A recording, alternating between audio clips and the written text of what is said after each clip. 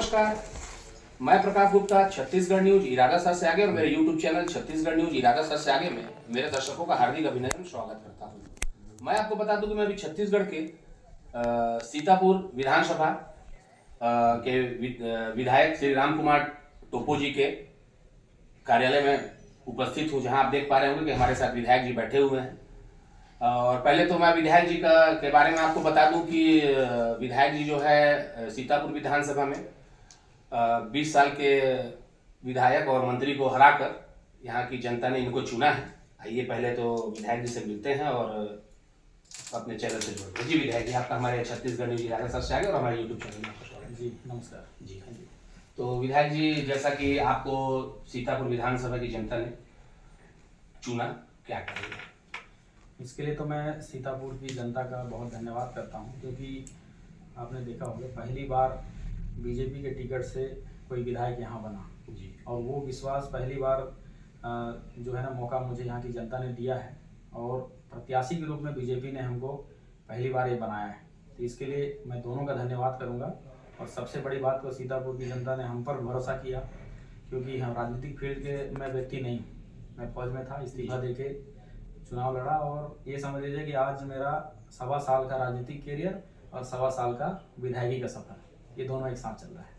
अच्छा विधायक जी, जैसे कि आप बताएं कि मैं सेना में था, तो जैसे कि आप विधानसभा में आए, तो जैसे बहुत लोग का मन में है, उस बात को आज मैं क्लियर भी करना चाहता हूँ कि आप को एक खून बड़ा चिट्ठी भी आया था शायद, तो उसके बारे में बताइएगा कि आप जो है कैसे राजनीति में जो है क्या सोचते हैं? यही सब कारण था कि मैं आया। जी। कार्यालय में आप घुसे होंगे तो दीवार में कुछ राखियां जी फ्रेम करके, कुछ चिट्ठियां फ्रेम जी। करके रखी गई, तो ये सब उसी की यादें हैं। जी। और आप देख रहे होंगे कि ये हमारे केबिन के सामने में हमारी वर्दी जी और मेडल्स लगे हुए हैं। जी। तो ये उसी की यादें हैं कि आज भी भले ही हम वर्दी नहीं है शरीर पर, लेकिन हम जीते उसी के तर्ज पर हैं। और आज सीतापुर की जनता ने हमको ये मौका दिया है, तो इसके लिए हम प्रयास ये करते हैं कि काम ऐसे करें कि कम से कम अपने आप से भी नज़र मिला पाएँ। और रही बात खून की चिट्ठी की, तो हज़ारों चिट्ठी आए हमारे पास, जिसमें एक चिट्ठी ऐसे बहन का था जिसमें खून से कुछ वर्ड्स लिखे हुए। वही सब कारण था कि एक सैनिक को सरहद छोड़कर आज अपने क्षेत्र में आने की ज़रूरत पड़ी और मैं आया, उन्होंने हमको जिताया और आज हम अच्छा काम करने की ओर आगे बढ़ रहे हैं। और जैसा कि विधायक जी, आप यहाँ के जो युवा हैं उनको क्लास वगैरह भी दे रहे हैं, तो उसके बारे में बताइए क्या चल रहा है? देखिए, आज समाज का एक सबसे बड़ी समस्या के रूप में हम लोग ये देखते हैं कि एक युवा पीढ़ी जो है ना, उसका एक समूह कहीं ना कहीं, ये बाकी जगह नहीं जानता, लेकिन हमारे क्षेत्र में पढ़ाई छोड़कर एक अलग ही दिशा की ओर आगे बढ़ने की कोशिश करते हैं। मैंने एक सर्वे करवाया था जिसमें 5700 लोग थे स्थित। इसका कारण ये है कि समाज में बहुत सारी समस्याएं होना, तो आज के समय को नहीं पढ़ पाना। तो मुझे ऐसा लगता है कि युवाओं को अच्छा दिशा देना ही एक सबसे बड़ा धर्म होता है। उसके तहत हमने ML एजुकेशन कोचिंग संस्थान भी खोला, जिसमें निःशुल्क यहाँ के युवाओं को मैं स्वयं भी उनको ट्रेनिंग देता हूँ और भी टीचर रखेंगे वो भी ट्रेनिंग देते हैं। उसमें आज रिजल्ट भी पॉजिटिव आ रहे हैं। वो 5700 जो शाला त्यागी बच्चे थे, उनको हमने बैठक लिया, उनको मोटिवेट किया। और आपको बता दें कि एक ही बैठक में 5700 में से 2000 लोगों ने दोबारा कलम थामा और ओपन परीक्षाएं इस बार 2000 उसमें से लोगों ने दिया है। तो एक बैठक में अगर हम उनको 5700 में से 2000 लोगों को हम दोबारा कलम हाथों में दे सकते हैं, पढ़ने की प्रेरणा दे सकते हैं, तो मेरे को ये लगता है मोटिवेट अपने आप में मिलती है कि हम अगर चाहें, हम सब मिलकर चाहें, तो फिर निश्चित ही एक दिन ऐसा समय आएगा कि लोग पढ़ाई को बहुत ज़्यादा महत्व देंगे और गलत दिशा इख्तियार नहीं करेंगे। और विधायक जी, जैसा कि आप सीतापुर विधानसभा में प्रथम बार आपको जनता चुनी, आप तो भाई सेना में थे, तो यहाँ के विकास कार्यों को पिछले सरकार और अभी में आप जो है क्या देखते हैं? जब मुझे सीतापुर की कमांड मिली जी, तो बहुत कुछ यहाँ नहीं हुआ। आज तो हमने नींव रखा है, हो रहा है, लेकिन आप सुनते होंगे कि दूर अंचल गांव, दूरस्थन पहुंचविहीन जगह, जहां एक ऐसा समुदाय समूह बैठा है, बड़े गांव बसे हैं, जहां के लोग सड़क नहीं होने से खाट में उठा के डिलीवरी केस के लिए रोड तक लाते हैं, खाट में उठा के मरीज को नदी पार करते हैं। ऐसे हमारे सीतापुर विधानसभा में समाचार सदियों से चलते आ रहे थे। लेकिन आज मैं हमारी सरकार को मैं धन्यवाद करूंगा मुख्यमंत्री जी को कि इस एक साल के ही हमारे शासनकाल में उन तमाम महत्वपूर्ण जो पॉइंट थे, चाहे पुल की बात हो चाहे पहुंचविहीन हो, वो सारे लगभग समाप्ति की ओर है। सब जगह पे काम चल रहा है। कई स्वीकृति इस बजट में हमको प्राप्त हुआ है। तो ये जो रफ्तार है और ये ऐसे काम है, ऐसा लगता है, मुझे फील होता है कि यहाँ की जो बड़ी बड़ी समस्याएं हैं वो इस 2023 के जीत को इंतजार कर रही थी। किसी को भले ही 20 साल मिले होंगे, लेकिन 20 साल में ऐसा कोई ईंट ऐसा बता दें जो यहाँ के सामाजिक उत्थान के लिए, यहाँ के लोगों के जीवन बदलने के लिए ऐसा कदम उठाया गया हो, बिल्कुल नहीं। लेकिन आज मुझे बड़ी गर्व होता है कि नया भले ही हम हैं, लेकिन हमारे कार्यकर्ता पुराने हैं। भले ही हम नया राजनेता हैं, लेकिन भारतीय जनता पार्टी का संघर्ष पुराना है। और आज उसी का नतीजा है कि एक साथ विकास कार्यों का इतना सारा जो सौगात है इस क्षेत्र के लिए मिल रहा है। इसलिए क्षेत्र की जनता से भी अगर आप पूछेंगे तो लोग कहेंगे कि ये राम कुमार टोप्पो के जन्म से पहले का मांग था, हमारी 3 पीढ़ी पहले से की मांग थी, और वो तमाम मांगे अभी पूरा हो रही है। तो ये मेरे लिए गर्व का विषय है। और विधायक जी, जो पर्यटन के क्षेत्र में जो सीतापुर विधानसभा बढ़ते दिख रहा है, उसमें आप और क्या क्या करने वाले हैं, बताइए। इसमें भी देखिए, आप तो न्यूज़ के दृष्टांत पे क्षेत्र के चप्पे चप्पे को जानते होंगे, हमेशा से हमारे आने से भी सक्रिय रहे होंगे। टाइगर पॉइंट हो चाहे मैन पार्ट के बहुत सारे पर्यटन के स्थल हो, उन सभी को आपने देखा होगा। और छत्तीसगढ़ राज्य के लगभग लोग इस खूबसूरती को देखने जरूर आते हैं। लेकिन दुर्भाग्य ये है कि अभी तक वो जो झोपड़ी लगा के वहाँ के जो समूह की माताएं हैं, बहनें हैं, वो बैरिकेड लगा के पर्ची काटते हुए, गाड़ियों का नंबर लिखते हुए आपने जरूर देखे होंगे। ये आज का कंडीशन नहीं है, ये पहले से कंडीशन जी। लेकिन आज आप जाएंगे तो किसी भी पर्यटन पॉइंट में झोपड़ी लगाकर कोई भी समूह की महिलाएं पर्ची काटते हुए नहीं दिखाई देंगी। एक अच्छा आज के युग का डिजिटल बढ़िया शौचालय युक्त मैंने बढ़िया केबिन में बैठ के वो लोग मैंने गाड़ी नंबर लिखते हुए, वहाँ पर्यटन शुल्क लेते हुए एक अच्छा बैरिकेड्स आपको नजर आएंगे। और सबसे बड़ी बात यह है कि कहे कोई भी पर्यटन पॉइंट हो, प्राकृतिक द्वारा दिया ही मैंने आज तक चल रहा है हमारे पास। अपने तरफ से मानव के रूप में या एक लीडर के रूप में एक फूल का पौधा तक नहीं लगाया किसी ने। लेकिन आज मुझे बड़ी सौभाग्य मानता हूँ अपने आप को कि ये सारे प्रोजेक्ट जो है ना हमने अपने हाथों से बनाया है। और टाइगर पॉइंट जैसे जगह को भी रोज गार्डन के रूप में पूरा विकसित करेंगे। और कुछ आने वाला समय में आप देखना कि फूलों से भी लहलाती हुई टाइगर पॉइंट की खूबसूरती जो है ना और बढ़ेगी। और सैलानियों को जिस उम्मीद से जो आते हैं कि मैन पार्ट वाकई में ऐसा मिलेगा, कल्पना होता है, उससे भी बढ़कर हम लोग सैलानियों को देने का प्रयास कर रहे हैं। और जैसा कि विधायक जी अभी सुशासन दिवस चल रहा है, तो इसमें क्या कहेंगे?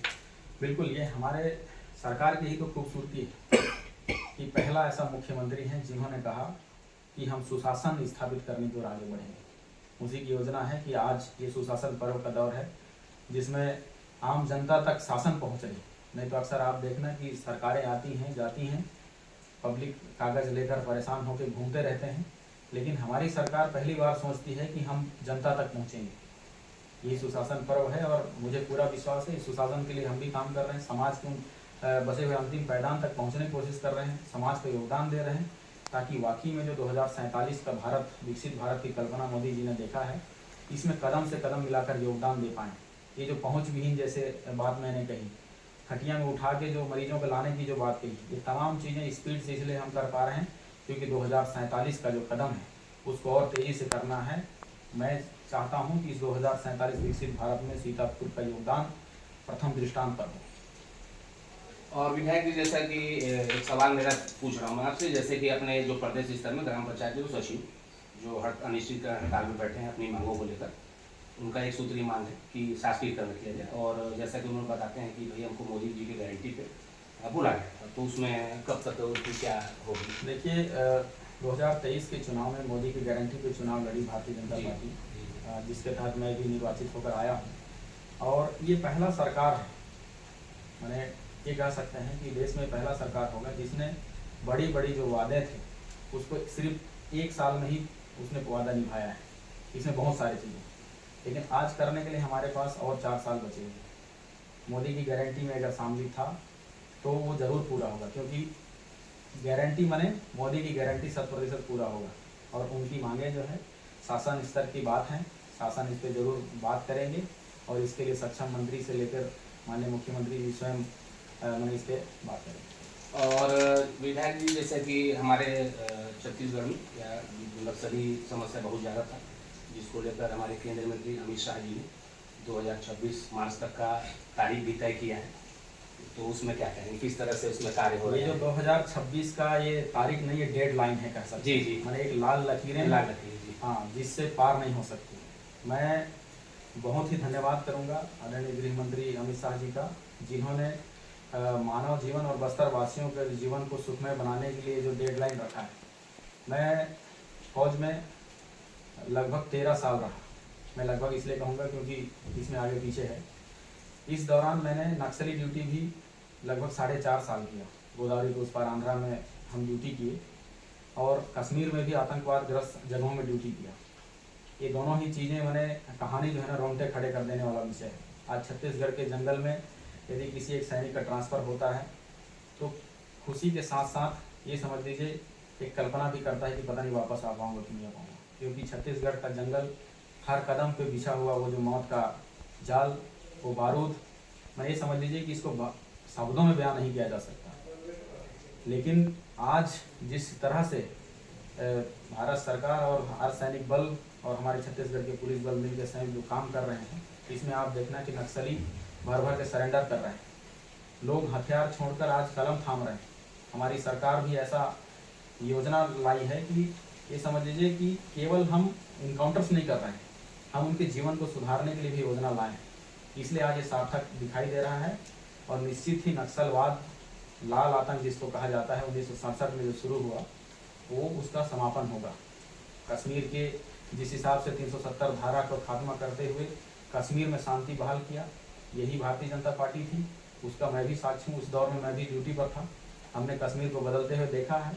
कश्मीर को बदलते हुए उस आतंकवाद ग्रस्त क्षेत्र को साफ करने में हमने भी योगदान दिया है।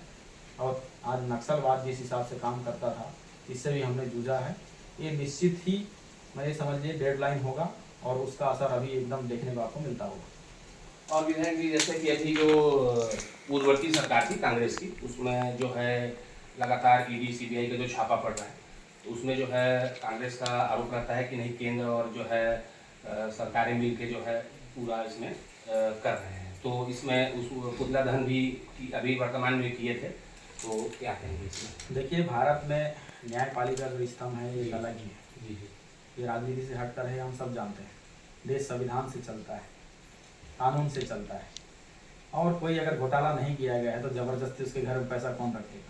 और अगर आज ईडी के छापे में करोड़ों रुपये का पैसा अगर उसके घर से बरामद हो रहा है, ऐसे गवाह बरामद हो रहे हैं, तो फिर ये सारी चीज़ें तो बनावट नहीं हो सकती। इस लोकतांत्रिक देश में ज़बरदस्ती जेल में किसी को नहीं डाला जा सकता। खासकर इतने बड़े बड़े मंत्री रहे, मुख्यमंत्री रहे, ऐसा नहीं हो सकता। आज भले ही इन चीज़ों से बचने के लिए, छत्तीसगढ़ की जनता से बचने के लिए, मैं तो कहता हूँ कि छत्तीसगढ़ की जनता के सामने भारतीय कांग्रेस की सरकार को माफ़ी मांगना चाहिए, क्योंकि 5 साल उन्होंने मौका दिया कि अच्छा करके दिखाएंगे। यहाँ तक कि मैंने सुना है, मैं सुना इसलिए बोलूँगा क्योंकि मैं उस समय इस फील्ड में नहीं था, कि गंगा जल लेकर भी कई कस्में वादे खा के कांग्रेस ने इस सत्ता पर आई थी। लेकिन ये कह के जरूर जनता ने नहीं वोट दिया होगा कि दारू का घोटाला करना, गौठान का घोटाला करना या कोल माइंस का घोटाला करना। आज छत्तीसगढ़ की जनता को माफ़ी मांगना चाहिए कि 5 साल जिस विश्वास के दिए थे, उन्होंने ध्वस्त करते ही नहीं, छत्तीसगढ़ के राज को उसको खाली करने का भी काम किया है। आज उसी का नतीजा है कि ये सारे एक एक करके जेल जाने के पोजीशन पर है। ये द्वेषपूर्ण कार्रवाई नहीं है। आप इस देश में किसी को भी अगर इसी तरीके से, आप सन 75 की बात जरूर जानते होंगे, जब देश में आपातकाल लगाया गया था, उस समय कांग्रेस की सरकार थी सेंट्रल में, सिर्फ पद को बचाने के लिए हाई कोर्ट ने जबकि सीधा आदेश दिया कि पद को इस्तीफा दीजिए क्योंकि ये निर्वाचन गलत तरीके से हुआ है, सिर्फ पद को बचाने के लिए देश में आपातकाल लगा देना, इसको बोलते हैं सत्ता का दुरुपयोग करना। लेकिन आज भारतीय जनता पार्टी यदि एक से एक ऐतिहासिक निर्णय देश हित में अगर ले रहा है, तो ये वाकई देश हित में ही है।